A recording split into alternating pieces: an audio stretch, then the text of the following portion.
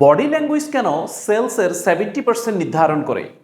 অনেকেই ভাবে সেলস মানে হলো কথা বলা, কিন্তু প্রকৃত সত্য হলো সেলসের 70% সফলতা নির্ভর করে বডি ল্যাঙ্গুয়েজের উপর।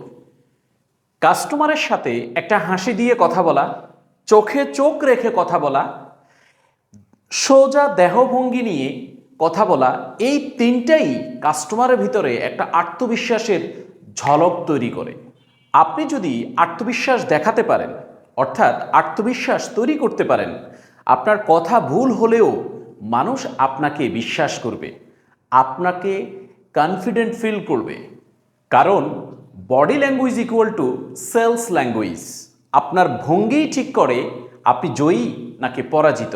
তাই সেলসে সাকসেস হতে গেলে আপনাকে বডি ল্যাঙ্গুয়েজ ঠিক রেখে এগিয়ে যেতে হবে, তাহলেই আপনি সফল সেলসম্যান হতে পারবেন।